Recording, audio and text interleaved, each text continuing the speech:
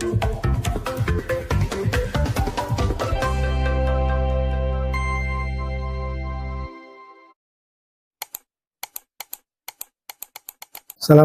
warahmatullahi wabarakatuh. Bismillah, alhamdulillah, wassalatu wassalamu ala rasulillah Sayyidina Muhammad ibn Abdillah wa ala alihi wa sahbihi wa mawalah, la hawla wa la quwata illa billah, amma ba'd.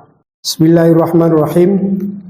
Qala al-musannif rahimallahu wa nafa'na bi'ulumihi fid dharain, amin ya rabbal alamin. Masih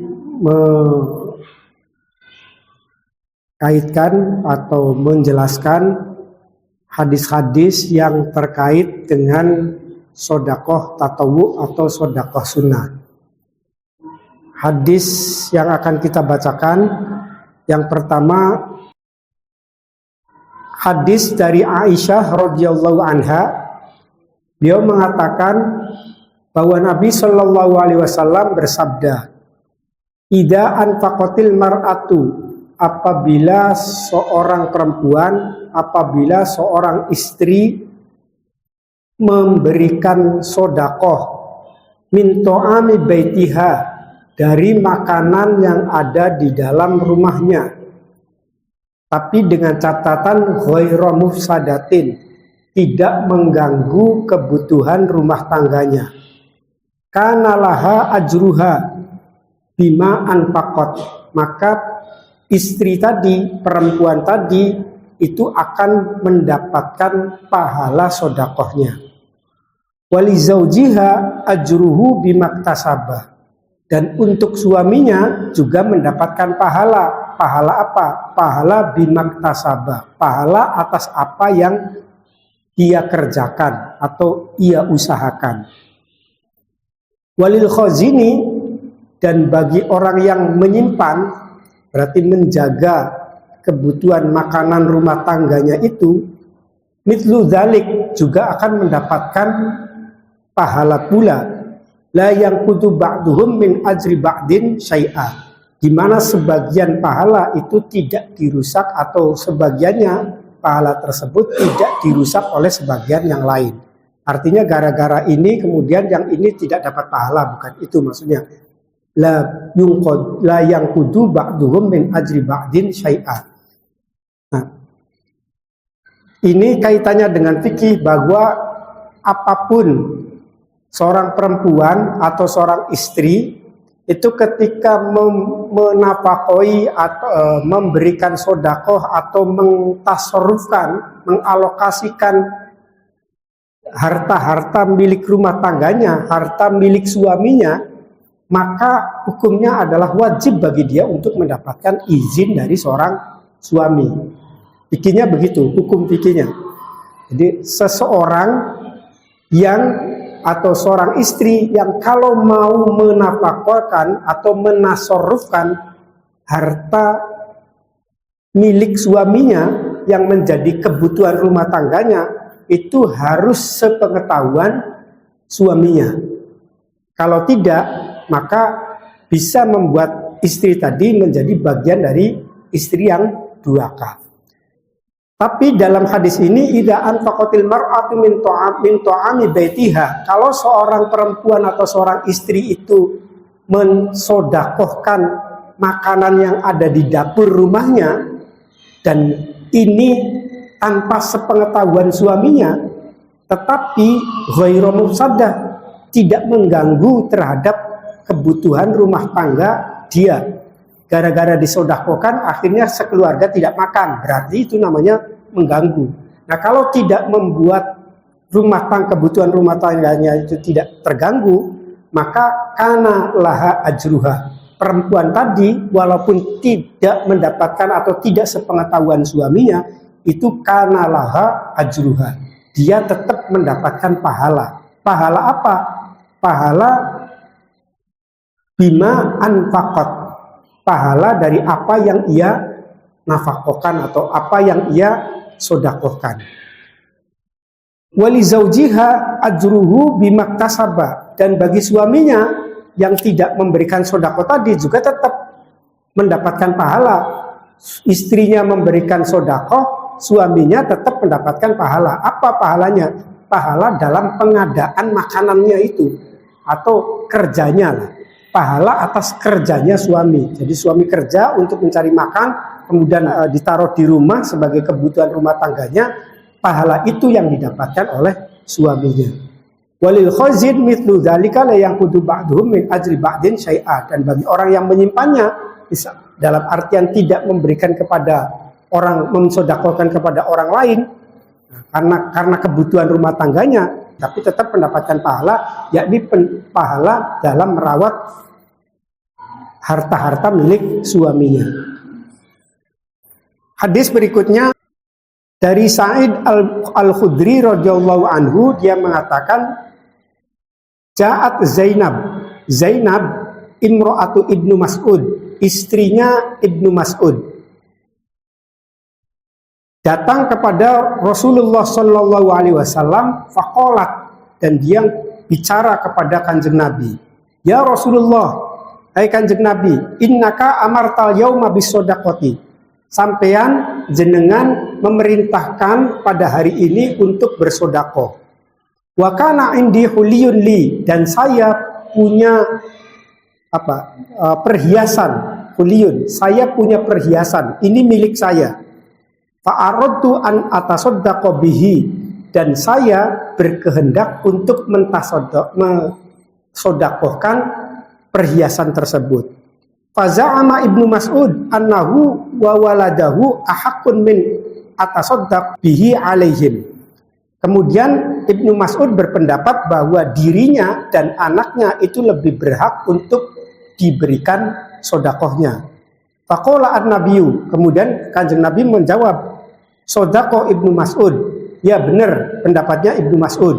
Zaujuki wa waladuki, suamimu dan anakmu itu ahaqqun min tasaddaqti bihi alaihim, itu lebih berhak untuk mendapatkan sodakoh darimu. Rawahu Al-Bukhari. Jadi suatu ketika Zainab, istrinya sahabat Ibnu Mas'ud, itu datang kepada Rasulullah. Dia ngomong, Kanjeng Nabi, sampean memerintahkan untuk bersodakoh.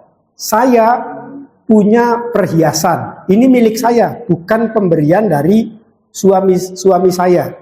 Ini asli milik saya. Itu kata Zainab, istrinya Mas'ud. Nah, kata Zainab, saya pengen perhiasan yang saya miliki ini saya sodakohkan kepada orang lain.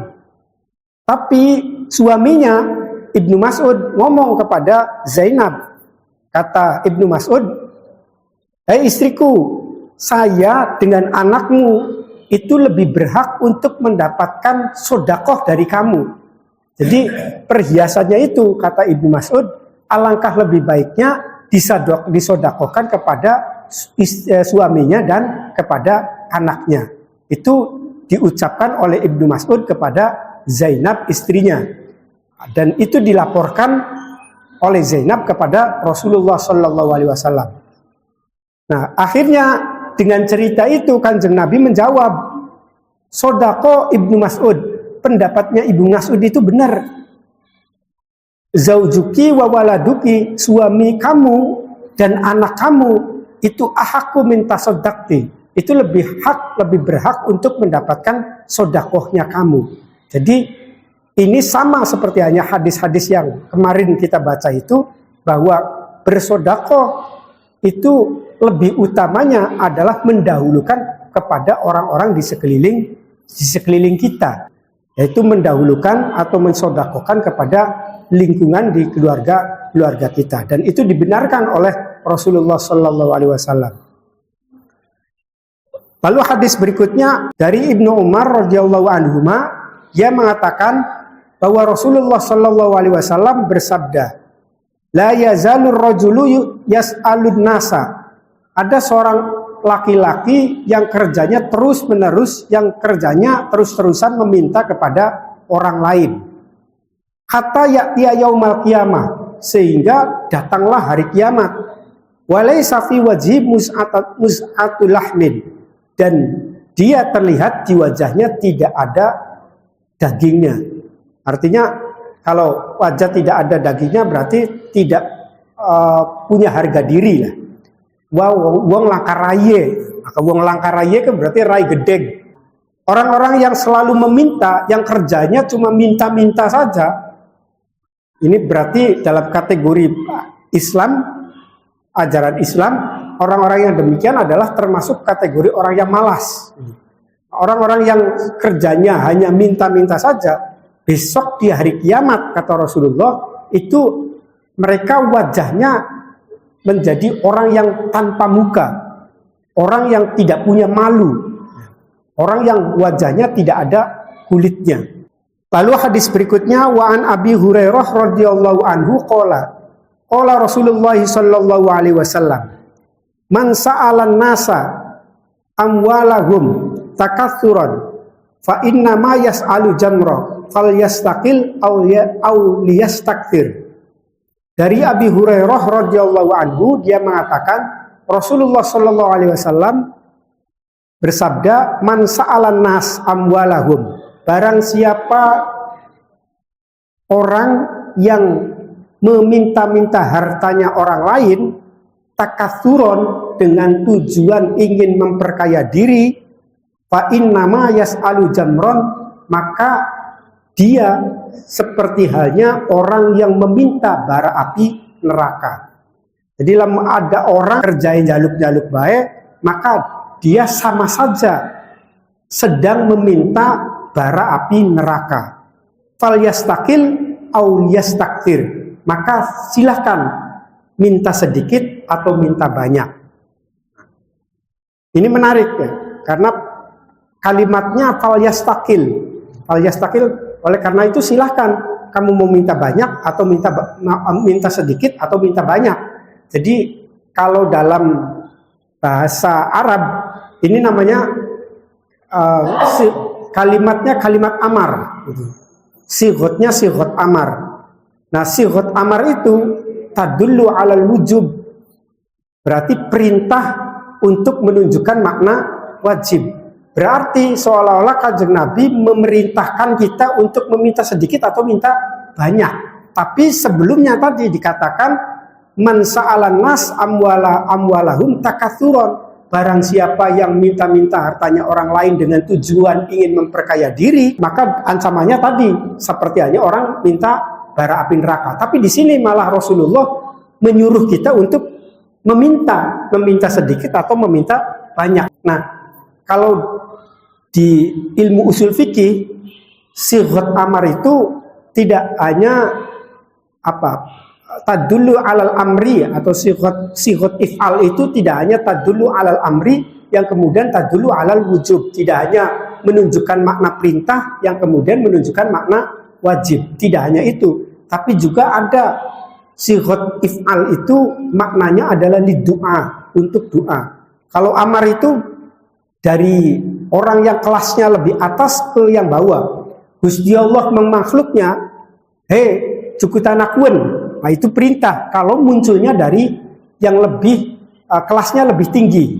Nah, ada lagi kalimat sighot if'al, sighot amar, tapi maknanya tidak perintah, maknanya liddu'a, doa. Misalnya dari bawah ke atas, permintaan omongan perintah dari bawah ke atas. Contohnya Rabbana atina fid dunya, ya Allah, misalnya Rabbana, mugi-mugi Rabbana atina fid dunya, mugi-mugi engkau paringi saya, engkau memberikan saya. Berarti kan saya memerintah Gusti Allah untuk memberikan.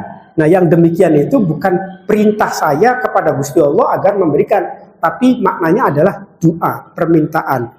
Ada lagi nanti maknanya litahdid, untuk menakut-nakuti.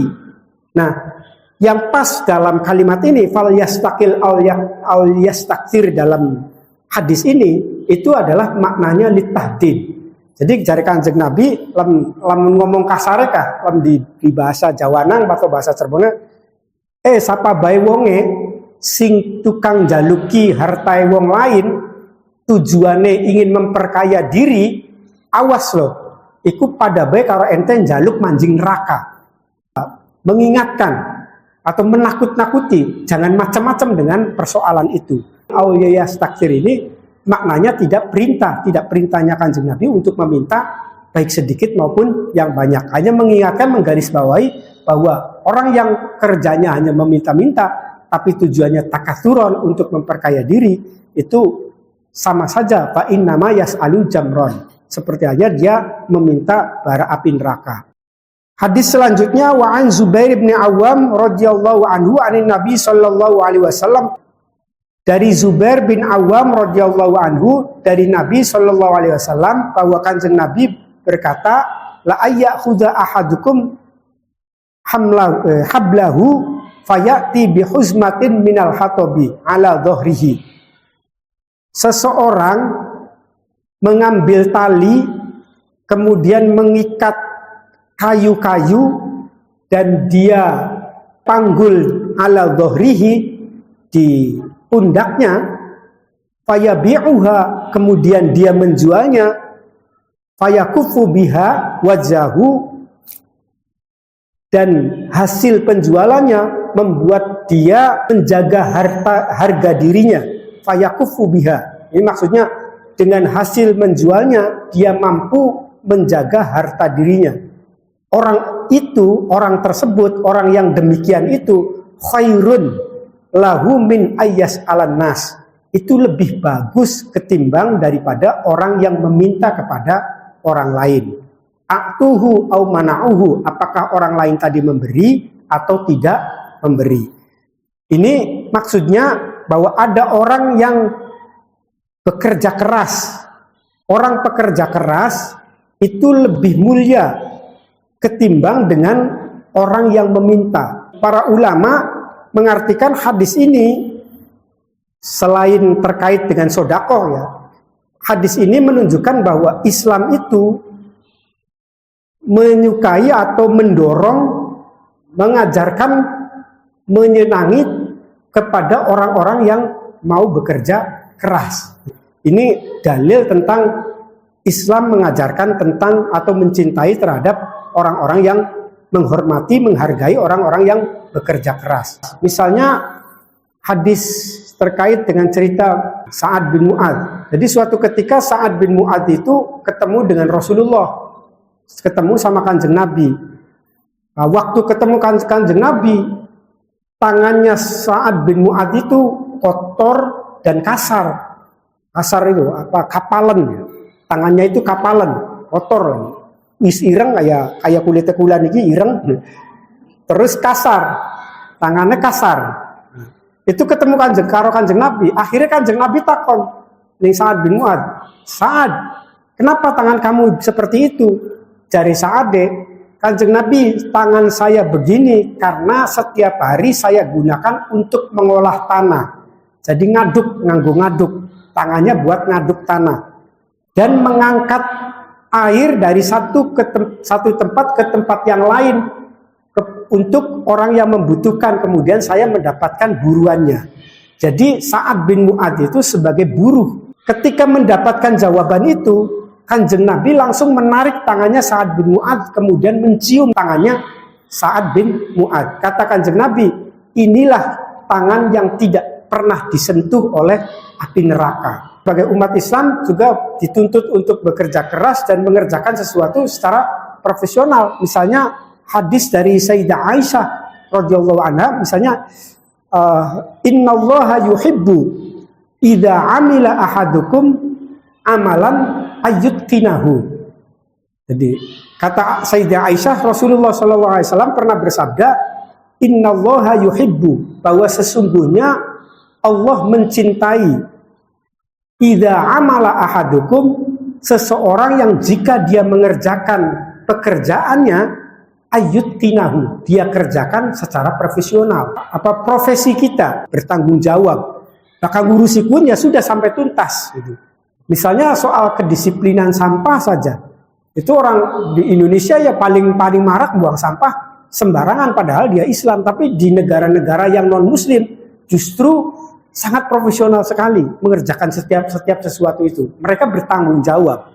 Nah ini kan padahal Islam, kalau kita orang Islam mestinya ya mengajarkan terhadap atau mengamalkan terhadap apa yang diajarkan dalam Islam. Islam tidak mengajarkan kita untuk menjadi orang yang ceroboh. Islam tidak mengajarkan kita untuk menjadi orang pemalas, tapi Islam mengajarkan kita untuk menjadi orang yang bekerja keras dan mengerjakan sesuatu secara profesional atau bertanggung jawab. Itu mestinya muncul dalam masyarakat Islam. Tapi nggak tahu kenapa begitu. Itu harus ada penelitian. Mengapa menjadi orang Jepang lebih disiplin, lebih bertanggung jawab ketimbang dengan orang Indonesia yang mayoritasnya misalnya Muslim itu. Karena pernah guru kula saking Nirboyo pernah teng Jepang, cerita teng Jepang, kemudian tasnya ketinggalan di hotel. Nah begitu nyampe teng bandara pengen balik maning, ana wong marki nggawa tasnya guru kula niki, ini tasnya ketinggalan di hotel. Nah kalau di kita kan mungkin sudah hilang itu, tas itu sudah hilang, padahal isinya sangat berharga, ada uangnya dan lain sebagainya, ada identitas dan seterusnya. Tapi di Jepang itu dikembalikan kepada sang pemiliknya, itu saking bertanggung jawabnya. Padahal perilaku yang demikian itu diajarkan di dalam Islam. Ini salah satu bukti di antara karakter yang harus kita lakukan itu ya seperti yang ada di dalam hadis-hadis tadi. Di antaranya hadis la ayyakhudha ahadukum hablahu fayati bi khuzmatin minal khatabi ala dhahrihi fayabi'uha fayakuffu biha wajahu khairun lahu min ayyas'ala annasa a'tuhu aw mana'uhu. Hadis berikutnya wa an Samrah bin Jundab radhiyallahu anhu qala Rasulullah sallallahu alaihi wasallam al mas'alatu kadda yakuddu biha ar-rajulu wajahu illa ayas ala ar-rajulu sultanan au fi amrin la budda minhu. Dari Samrah bin Jundab radhiyallahu anhu, dia mengatakan bahwa Rasulullah sallallahu alaihi wasallam bersabda, al mas'alatu kadda yakuddu biha ar-rajulu wajahu. Meminta-minta, al mas'alatu jaluk-jaluk, kadda yakuddu biha ar-rajulu wajahu. Itu seperti halnya orang laki-laki yang mencakar-cakar wajahnya sendiri. Kadda yakuddu biha ar-rajulu wajahu illa ayas ala ar-rajulu sultana. Kecuali seorang laki-laki yang meminta kepada pemimpinnya atau kepada sultannya, kepada pemerintahnya. Au fi amrin la budda minhu, atau meminta dalam masalah yang menjadi haknya. Jadi meminta-minta itu seperti halnya orang yang sedang merusak dirinya. Itu ya kadda yakuddu biha. Kadda yakuddu maknanya adalah cakaran, mencakar. Ar-rajulu biha wajahu, mencakar sapa ar-rajulu wong lanang wajahu ing wajahe. Makna dari hadis yang diriwayatkan oleh Samrah bin Jundab radhiyallahu anhu. Babu qasmis shadaqati, bab pembagian zakat, wallahu a'lam bishawab. Al-Fatihah. A'udzubillahi minasyaitonir rajim. Bismillahirrahmanirrahim. Iyyaka na'budu wa iyyaka nasta'in. Shiratal ladzina an'amta 'alaihim. Assalamualaikum warahmatullahi wabarakatuh.